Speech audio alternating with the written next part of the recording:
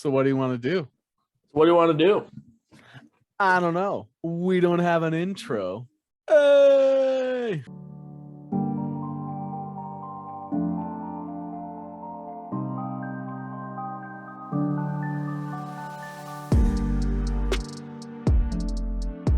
Welcome to the Glazier Gamble with Michael Glazier and Joe Rybel. This is episode 33 of the Marvel section here of our entertainment section. We do have two sections. Feel free to check out the sports if you do like it. Otherwise, this is Marvel. We got some good stuff for you today, as always. We have some She-Hulk discussion. We would have Eternals discussion, but I really just don't want to. We have some No Way Home, Morbius. We have some more Madam Web stuff. We had somebody reply to us last week that we did want to mention because we got some more Madam Web news. Multiverse of Madness. We have a follow-up on our Marvel casting video we talked about. And then we have some miscellaneous stuff with League of Legends, Cheez-Its, Sony buying Bungie, another Blizzard thing, Mountain Dew, and other things. Bruno from Disney. We don't talk about Bruno and Encanto. And then if you did not see in the beginning, if you weren't paying attention, we got a shirt here that hopefully we can get our merch opened up here soon. People can buy some shirts to represent the podcast here. Let's start off with Marvel news. We have the first discussion, which is She-Hulk. This is one of those shows that I mentioned before that the Batman, the more I learn about the Batman, my excitement level just kind of drops. All right. I don't know, every trailer that's come out instead, I'm getting less and less hype for it. She-Hulk has been the opposite, and same with like Moon Knight. Like She-Hulk and Moon Knight's like boom, boom, boom. And then the Miss Marvel stuff is just kind of like Miss Marvel stuff, it was like dun, dun, dun, dun. That is just flatlined down there. Fun fact about Miss Marvel is extensive reshoots beginning this month. Throw that in. It's weird because it was supposed to be last year. So but anyway, She-Hulk. It has come out that the human version of Abomination will be in the show. I forgot though what character Tim Roth actually played. Emil Blonsky. Emil Blonsky, yeah, that's right. Yeah, and apparently Emil Blonsky, the human form of Abomination, will be in She-Hulk. So I'm not sure if that means She-Hulk's going to be a prequel. If that means we know it takes place before Shang-Chi. What if? No, it's probably nothing to do with what if. Thunderbolt Ross. Yeah. What if he's in it? Which I would imagine he would be. It has to do with Hulk. It has to do with Emil Blonsky. What if he finds a way to cure Emil Blonsky from the Abomination? So, he injects himself, and he then becomes Red Hulk. That'd be pretty cool, because I can't imagine Abomination is somebody they plan on moving forward with. Unless he's going to be part of the Thunderbolts, possibly. Thunderbolts team. But then, you're going to have Red Hulk. So I think Red Hulk's a bigger thing to use. Red Hulk is a bigger name for fans than Abomination. I think that's a good theory. I'm not sure. I think that makes sense. I think Tim Roth is incredible. So yeah, and fans like them too. I was just surprised because I didn't think that sort of thing would come out. I didn't even know he could change back. If he can change back. I didn't think he that's could. Why I thought maybe it's a prequel, but then it doesn't make sense because Hulk's in it. But he was hanging out with Wong too, right? Wong's don't worry, Emil, and pats him as he goes back through the portal or something. So what's Wong doing with Emil Blonsky? Well, I've mentioned before that I would love if Disney and Marvel right now pursued more original storylines and more original aspects of characters that weren't true about them in the comics. I would be totally fine if maybe they found a way for A-Bomb to turn back and forth like Hulk. That'd be cool. A nice little change of pace. And was he on the raft? And if he was on the raft, there's a million other villains there. Did Wong just teleport in? It's email we gotta go fight in China or whatever. Or is it just a Skrull who's disguising himself as Emil? Yeah, I don't know. Yeah, I think my vote would definitely be the changing back and forth because it's a nice little change of character. But I think highly likely would be the Red Hulk. Next thing I want to talk about is Eternals, but I decided no. There was multiple things that are going on with Eternals. I just don't think it really adds too much. So yeah, we already talked about this Like we already talked about it. Like the news is that Gilgamesh is going to return, and like we talked about on the past thing where like the Eternals are going to show up in future projects. Like obviously nothing too big there. No Way Home though came out that there was going to be more Matt Murdock scenes, including when the disc version comes out. There's going to be 5 deleted scenes, including I think it was either 1 or 2 extra scenes with Matt Murdock. Yeah. One of them was like Happy's lawyer or something. Happy's like lawyer. That. Yep. Yeah, it was going to be Happy's very good lawyer. They talked about it, and I was extremely happy that they decided to cut back on the Matt Murdock. My comments on it prior, like on Twitter, was that you don't want a Spider-Man movie. Like it's just, I feel this way about Multiverse of Madness. I don't want Spider-Man movie to become a sub story. I don't want Daredevil to be a sub story of Spider-Man. I want you to think you're watching a Spider-Man movie this whole time. Right. If you add too much Daredevil or too like Doctor Strange was taken out of like the whole movie. Because if you add too much Doctor Strange, am I watching a Doctor Strange movie or am I watching a Spider-Man movie? And so I think cutting out a lot of Matt Murdock was smart. It's not like he was supposed to take part in the plot. I think that was right. And we theorized it. It wasn't as cool in my opinion as like my theory for it or our theory for it, where like Peter's in a courtroom and he's just like, it's like him and Happy, and then all of a sudden you see like the door open and just like the walking stick, and then he gets to whatever, and I don't know, Peter Parker starts talking back and he just goes like, shut up, Peter Parker, because that's like straight out of the comics. That's something that happens. He's like, shut up, Peter, or something like that. So that would have been cool too, but like we still got that little tease, and all the fans, even some dude to our back right was like, awesome, like as soon as Matt Murdock showed up. So like we all felt that too. We even got the tease of him like grabbing the brick or whatever. So. Yeah, how'd you do that? Yeah. So I think that was a perfect amount of Matt Murdock, and I hope that they move this into Multiverse of Madness, because it was said that Multiverse of Madness is going to dive deep into multiverse. They are really giving into the expanding the multiverse and having a bunch of cameos. Right. I hope that we don't lose track of the fact that it's a Doctor Strange movie. Yeah. Like I'm sure Doctor Strange is going to be involved in like all those scenes, and Wanda's going to be involved, but I want it to be a Doctor Strange with a Wanda sub story. Yeah. I don't want it to be a Doctor Strange sub story with it being a multiversal travel movie, and then the Doctor Strange is the sub story, and we forget Wanda is existing. I don't go back to the Spider-Man thing quick. Like the Spider-Man Marvel like deal, Tom Holland's Spider-Man can be used in Avengers films, and then the Spider-Man or Sony can use one like A-list Avenger in their films. The fact that Matt Murdock was in there is technically like a Disney property too. So they almost gave like Sony more. I wouldn't consider Matt Murdock an A-list Avenger though. Right. He's not even an Avenger like in our universe or whatever. But like they threw that bit in there on purpose, and it was done slightly enough where it was like brilliant, and still, I don't know, it was good. But yeah, I just really hope we don't lose sight of that in Multiverse of Madness. Speaking of Multiverse of Madness, though, apparently the original, the screening here is 2 hours and 45 minutes. I imagine there's a lot of story to tell, so that doesn't surprise me, I guess. Well, let's not forget the original cut, or the first cut that was being discussed was 3 hours and 20 minutes. Yeah. Something like that, or it like started at 4 hours, cut down to 3 hours. It was 4 hours with Batman. So it was like the Doctor Strange Multiverse Madness was 3 hours and 20 minutes. And then they cut that down to like 3 hours and 8. They've got it down to 2 hours and 45 minutes. So, they heard my intermission plea. That's just what it is. It's still to the point where I want an intermission. Yeah. I mean, it's going to be a bigger movie than Spider-Man No Way Home. It's probably going to be the biggest movie Marvel has done in this phase until the next Avengers movie. It's probably going to be the biggest Marvel movie of 2022. Yeah. Maybe Quantumania, depending on what we get to that point, like how it reacts. With how poorly Ant-Man 1 and 2 were received by fans, I feel like Quantumania is going to have a lot of people not go, at least not opening weekend. Like they're going to have a lot of people wait. Even if it is as big or like bigger, I don't think people are going to be as looking forward to it and like going immediately. Sure.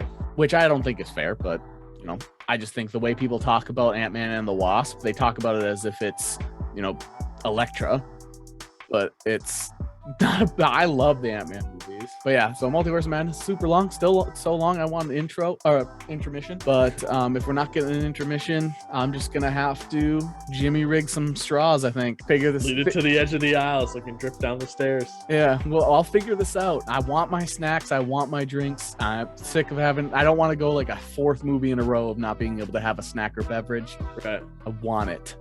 So I'll figure this out. Maybe if it's down to like 2. If Hillary Clinton can have a PSAC, you can have a PSAC. So thank you. That's all I'm asking. People just don't judge me for pissing in public. All right, next on our list of discussion topics, Morbius. Yay, Morbius spoilers. We're gonna get some Morbius spoilers because Morbius is going to be released worldwide a week earlier than in some parts. Like it's gonna be released in the eastern part of the world and the central eastern part of the world, and I believe South America as well, maybe. Yeah, I want to say like Brazil. I thought I saw or something. Yeah, lots of portions of the world, but not America and Europe. Which is weird because Spider-Man debuted in Europe a week early. So, but weird. You know, all these places are going to view it, and then a week later we'll release it in the largest market, which is another wonderful potential week of having to try to dodge spoilers like Neo with the bullets. Just awesome. I love spoilers. Love the potential of seeing spoilers. I've been so excited for Morbius, most delayed project, and yet now it's going to be released early, and we're going to have to deal with that. Just great. Love that. Let's continue on to something fun and cool and exciting, which is Femme Fatales. If you ever played Ultimate Alliance, you got a bonus for having an all-female team called Femme Fatale as well. Fun fact there. Fun little slip that in. But anyway, Anne Hathaway is apparently being cast in a large Marvel role. It was specified a large Marvel role, unnamed. So we don't know what it is. However, released at the same time, or news broken at the same time, is that Dakota Johnson is being cast as Madam Web, which we mentioned this earlier. This week, we released a video, and last week on the podcast, we talked about Sony. Why are they releasing so many projects? I'm wondering if they're going to release a Madam Web project, and if it's a good idea to release all these things as Madam Web. We had a comment. They don't believe that they'll be releasing a Madam Web project because it's too small. Had a nice little discussion, and looks like Dakota Johnson is going to be taking that role. Which, yeah, and they're not going to do the old decrepit Madam Web, is what it looks like. It's going to be a younger version. Just want to say, I saw 2 major like Marvel newsbreakers post about it. They used the same image as our thumbnail. Just saying. But yeah, and they used the old decrepit version just like we did, and they're gonna do a young version. I think Dakota Johnson with she's covered, like eyes are covered, so they could always do makeup for her. Sure.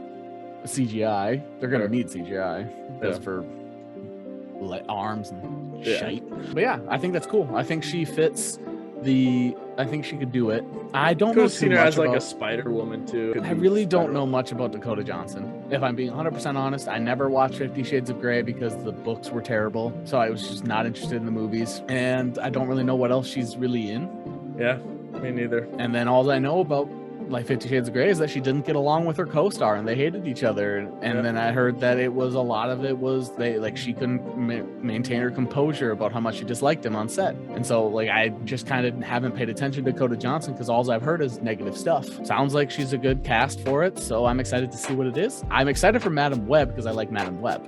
Yeah. But whether or not Dakota Johnson's going to be good, I could not tell you. And so the Anne Hathaway news excites me a lot. Yeah, I don't know what to think about that one. That's got me thinking. I could care less what she is as long as it's not, because it's a huge role. That means there's a potential she'll be in multiple things. More Anne Hathaway, the better. I love Anne Hathaway. She's so good. She's so, oh my God, everything. I hope it's this is another actor that they've signed on that is just like an incredible singer. And just me asking Marvel again, let's get some singing in here. Dazzler. I would love to hear Anne Hathaway sing in Marvel. I want Marvel to do some sort of musical. We'll see what happens there. But we'll see. You just got Rogers the musical. You selfish. That's a perfect example of why they should.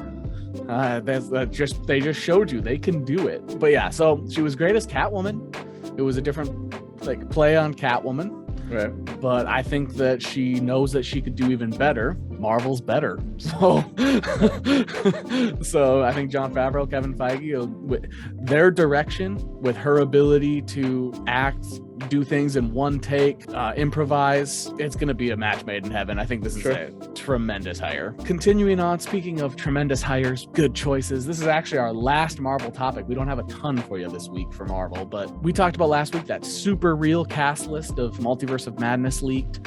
There was 2 versions of Gambit, and if you were watching, I did put up pop-ups during that video where those people were from. Like, they weren't added people into it. They were people from the 1970s Doctor Strange and like the animated versions of X-Men. A lot of them were different multiverse versions. The Gambit versions, the one that they didn't bring in was Channing Tatum. And we said, out of all the Gambits, or Taylor Kish, you didn't bring in Channing Tatum or Taylor Kish. Neither of them are the ones that were listed. So that was part of the reason why we didn't believe it was a real cast list, because those are the 2 people would want to see. Now, because I've mentioned before, Disney does all these leaks. They do all, this is all them themselves. For them to claim that somebody's doing this and they don't want it to happen, we're pissed about it, Kevin Feige was boiling. I don't believe any of that. I think Disney is doing all of it because it's marketing. This is marketing in 2022 is leaks that people talk about on Twitter, that online magazines post articles about. That's just what marketing is now. That's different. And they pose it just like TikTok videos where they post something totally staged and fake and try to pass it off as real. Leaks and advertising and promotions for movies now are advertising and leaks posted as accidental and I think that's just what it is now. So I think now Channing Tatum was just interviewed talking about it right after this cast leak where he wasn't listed as Gambit. What a shock. There's no way they wouldn't do this. What? Oh, and that's probably because they're moving forward with Channing Tatum as Gambit in the future, would be my guess. And the Gambits that we see here are going to be like, oh, we don't know who our Gambit is in the MCU. That's probably because we're going to be getting a Channing Tatum Gambit in the MCU. Obviously, Taylor Kish is the Gambit from the Fox universe, which he was an amazing Gambit. Yeah, he was good. The Channing Tatum version was supposed to be more comic book style. Yeah, it's supposed to be like rated R. Taylor Kish is just great. Here's the thing I have to say about Channing Tatum. For people like John Bernthal or Vincent D'Onofrio or Andrew Garfield, they are people that love the role they're playing. Ryan Reynolds, another one. They love that role they're playing, and they want to do it as much justice as they can because they love that character. And I believe that is someone that Channing Tatum loves, and like that's a character he loves and cares about and wants to do the best he can. So therefore, I am for him playing Gambit because I think if you have someone that is that dedicated to a role, it's going to be better for them and better for you. So just the phrasing he used in that interview, obviously semantics, wordplay. You don't want to read too much into things, but when people use certain words, when their emotions, body language, that means emotion, body language, and how something is being said is usually more important than what is being said. He said he was devastated to his core. He said he felt that it was like every fiber of his human being wanted to play that role, and when it was canceled, he felt hurt, devastated. Like the words he was using was somebody that wanted that role, that thought they were going to kill it, that thought that all the right decisions were being made. Right. I agree with you 100%. This is another one of those characters. We preach it all the time on the Glacier Gamble. We preach it. If somebody asks to play a role, if somebody says, make me this, that character, that person, that actor almost always is super successful. Right. Like we can't think of a single example of somebody. Do you think I knew who Druig was before I saw the Eternals movie? Right. I had no idea who that was. I saw Druig the second that guy was on screen for 5 minutes. I was like, this dude's killing it. Right. And then you find out, he tweeted at Marvel saying, turn me into a superhero. Right. Simu Liu, Shang-Chi, we've done multiple spoiler-free reviews on our channel. Our highest rated movie that we've done the reviews for, because Spider-Man No Way Home probably would be rated higher if we would have done one. Our highest rated review, Shang-Chi, Simu Liu, asked, "Hey Marvel, make me Shang-Chi." Right. Just so many people that have. Norman Reedus said that if he would be a Marvel character, he'd want to play Ghost Riders because he loves his bike so much. Absolutely. And John Bernthal felt similarly about Punisher. Yeah. These guys, him and Tom Holland kind of like interviewed right around the same time frame. They were good friends at the time. Which is why Henry Cavill was a perfect Superman.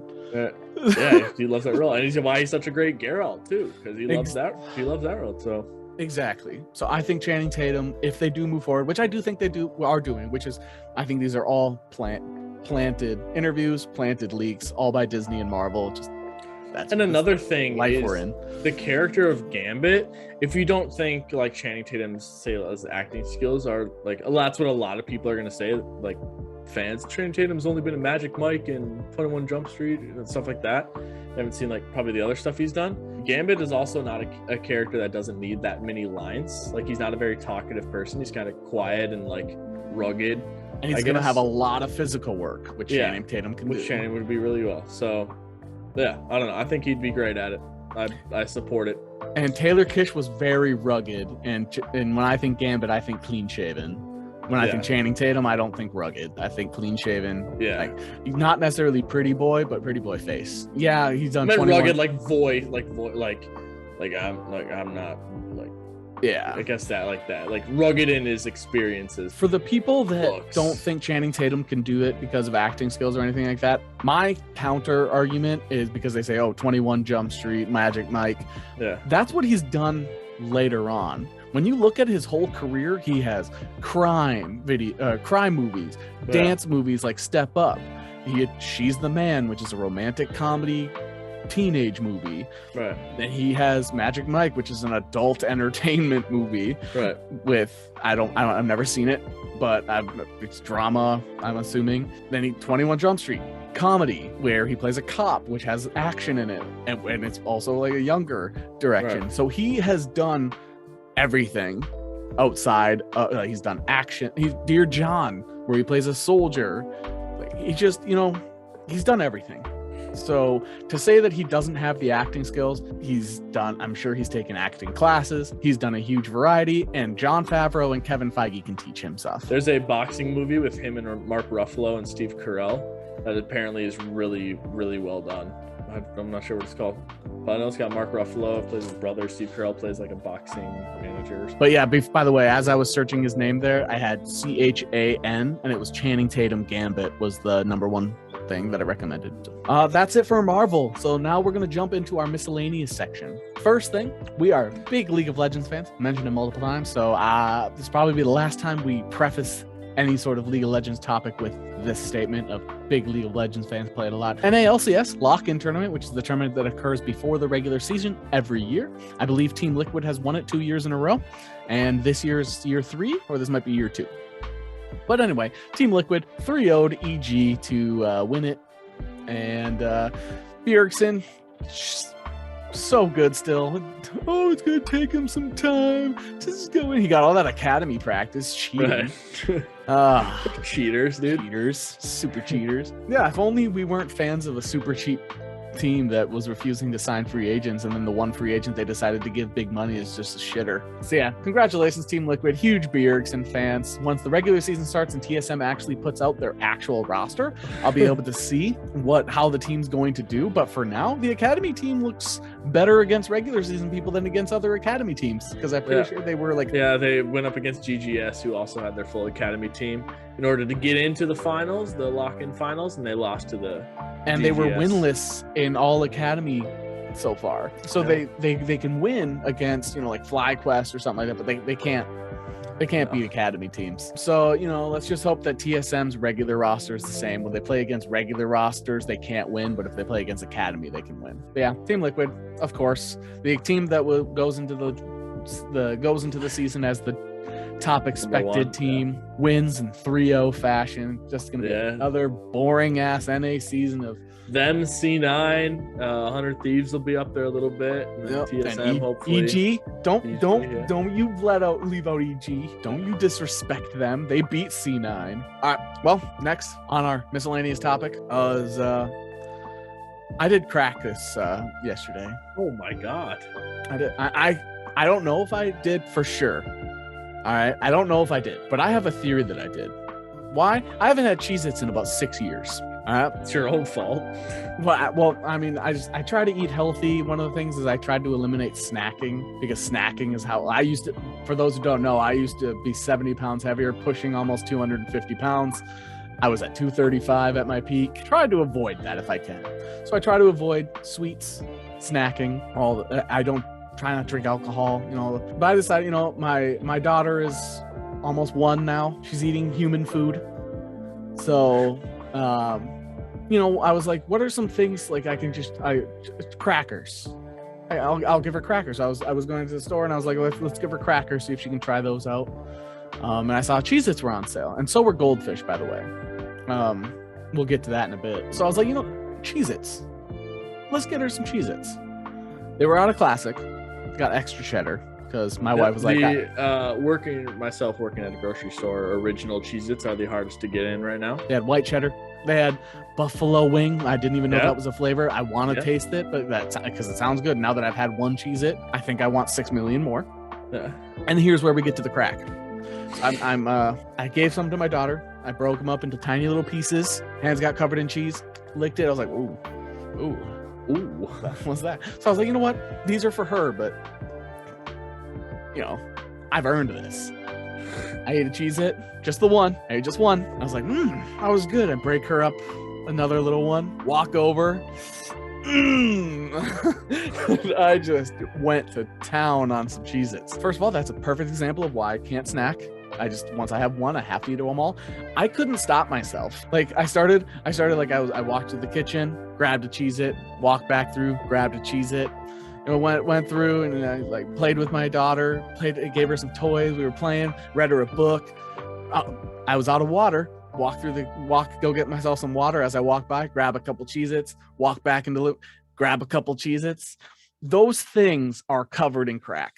Convinced. There is crack on Cheez-Its. I'm looking through the ingredients. I don't see it. So do we have a lawsuit on our hands? Because Cheez-Its has crack on there, and here's the thing. What would we sue for? Would we sue for more Cheez-Its? That's what I would want to sue for. But instead, I think, how about free sponsorship for every episode?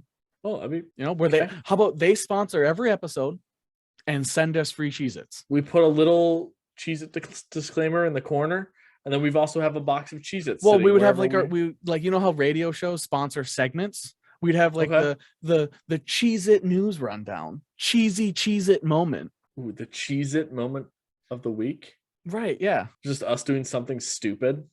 Right. Or something that, something that we always wanted to keep going back to, the addictive moment of the week, like Cheez-Its. The League of Legends Cheez-It moment of the week. Cheez-It play of the week. The Cheez-It play of the week. And we go over our favorite moment of League of Legends for There we go. This is us to shoot our shot at Cheez-It now.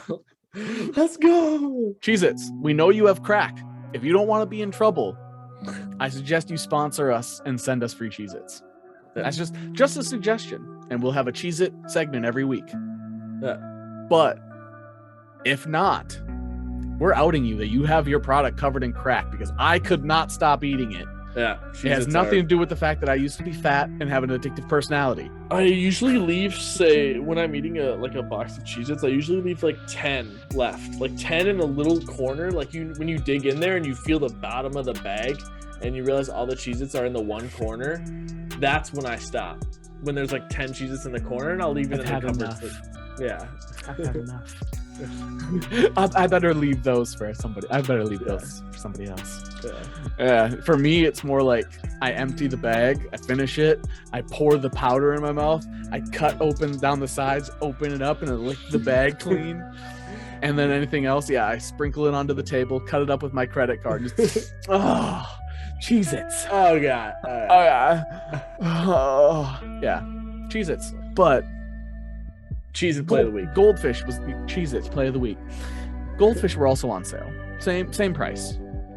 And I was looking, and I was like, do these even pale in comparison? No. Are Goldfish even close to as good as Cheez-Its?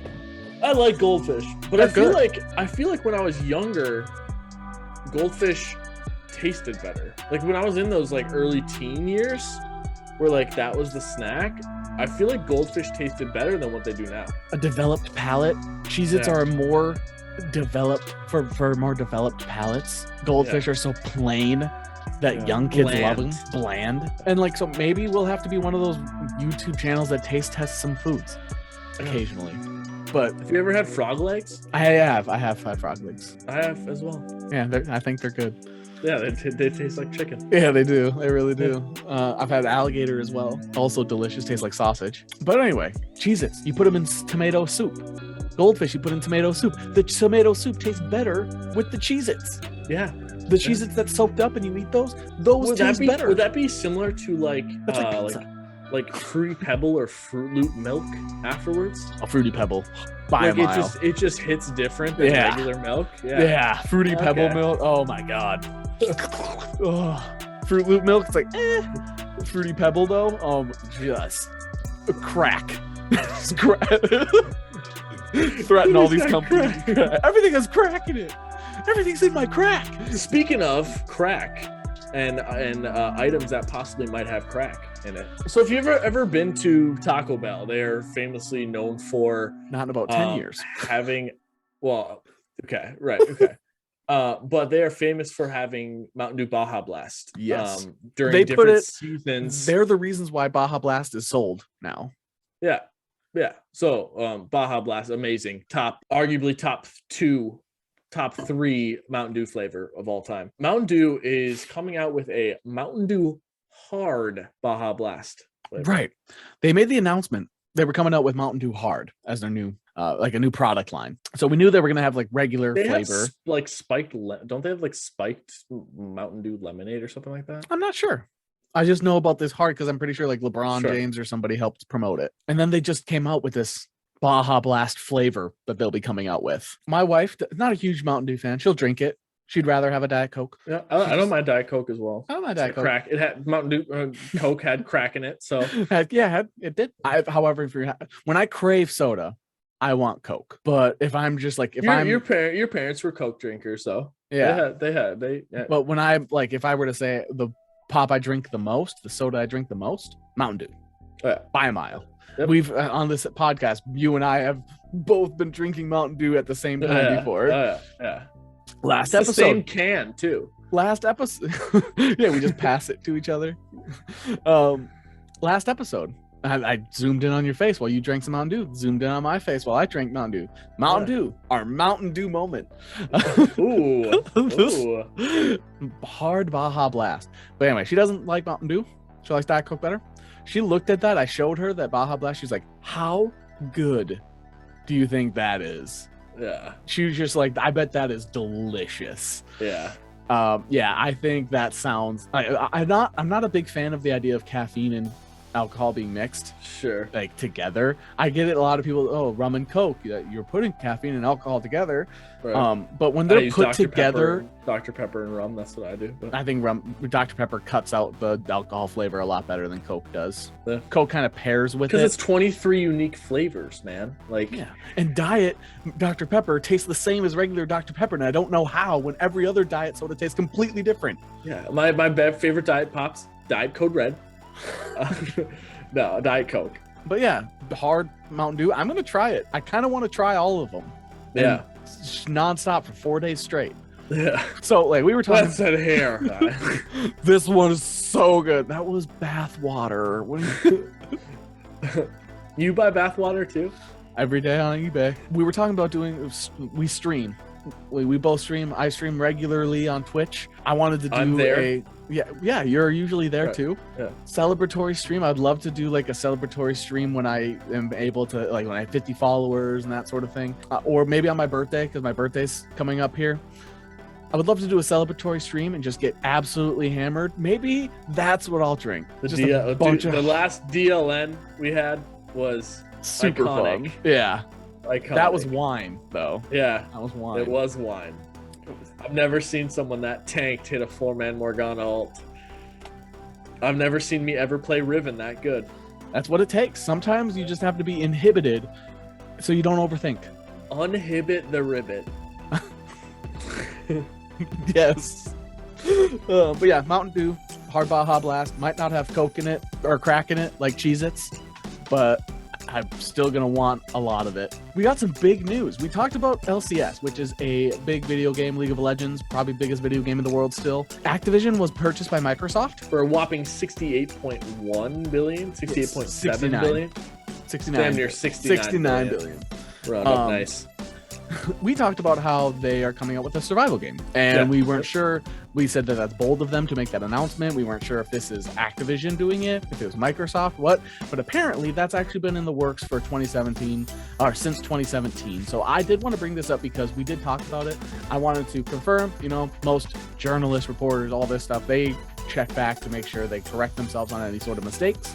2017 they've been working on it, so this is not a Microsoft project. This is an Activision, or this is a Blizzard project. Activision Blizzard. Activision Blizzard project that they're working on, and it's their survival game that now Microsoft will be helping with. So if anything, I'm more excited for that survival game now that I know it's been in the works. Because it's not like Blizzard doesn't make good games. It's just they make terrible decisions as people. Yeah, they make brilliant games. All of their games have been great, except possibly Heroes of the Storm. But StarCraft, Warcraft, Diablo, all just so Overwatch, good. Overwatch, Warcraft, all are good. Yeah, Hearthstone is good. I like Hearthstone a lot. I got Hearthstone and Overwatch. I got sick of pretty quick. Yeah, Hearthstone Battlegrounds is very similar to TFT, but you just play TFT. Like, why wouldn't you just play TFT? I guess. Yeah, I like you're very Battlegrounds, Hearthstone. You like not the chess aspect of it, but the thought process around it. Like, you're like, oh, I'm going down this road, but this road might turn into a different road, which might turn into a different road, which might turn into a different road. Yeah. And then it'll lead me to this place. And so that's kind of the fun fact. Yeah. Yeah. I usually take the same car down the same road until I decide to turn. Yeah, I definitely make every decision in TFT with the idea of how will this, I'm making this decision in 1-4, how will it affect me at 5-3? I feel like that's supposed to help me win, and yet it doesn't turn out to win, so obviously that's working for me. Sticking with video game talk, Sony, so Activision Blizzard was purchased for $69 billion. Sony has purchased Bungie, which blew me out of the water because it's like Halo. I don't think it's Destiny, but it might be Destiny. Yep, Destiny. Yep. Yeah, Halo, Destiny. I mean, that's all you really need. Those are the most memorable, I believe, from Bungie. Destiny 2, Halo, all the Halos. Sure. Bungie. This one was only purchased for $1.2 billion as opposed to the 69. I think it was 3.6. I thought it was 3.6. I read. The one I just saw was 1.2. Either way, way less than Activision, obviously. Yeah. But that's because they only have 15 games total or less. Right. Bungie does. Two very big ones. But huge. I think that's cool. I think Sony is a great company. They make a lot of really good games. They have a ton of money. And they said they plan on keeping things like Halo. They won't make Halo cross console. Yeah, it'll still be cross console. So that's all good news. I do think part of this is because this is their counter from COD. Yeah. So if you keep COD away from us, we're gonna keep Halo from you. Sure. Yeah. Halo and Destiny's huge. Yeah. So I do think that while they said that they won't be doing that, I think this is their feel free to hold Call of Duty at ransom from us, because now we have multiple games we can hold at ransom from you. Yeah, I definitely think this is just counter move. And I mean, it's other things too. Like, I think Microsoft still would have the upper hand because they got games like Overwatch or Diablo or stuff like that. And a company that's actively putting out a bunch of new games as opposed to Bungie that focuses on a couple games. Right. And so the Bungie's next game series might be huge. Another thing is, with the Bungie acquisition, does that mean that they technically have the rights to Halo now? And so the Halo show or Halo movie or whatever that's coming out, do they? I would assume it's kind of like when Disney purchased Fox versus Disney. They own Fox Entertainment, but they left Fox News separate. Like that sort of thing. So I'm sure the Halo show is owned by the film company as opposed to the game company. Sure. Like the game company probably gets royalties, so Sony might get some sort of royalty from it now. Sure. But it's probably not the purchasing rights. Right. That would be my assumption. Obviously, Sure, I'm not a that's fair. lawyer, but I was in the pre-law program, and then I realized I would have had to been a defendant, and I thought about it, and I was like, I don't think I could defend somebody that's guilty. So then I went away from the pre-law program. Right. We have one last topic to go over, but we don't talk about it. And that's it.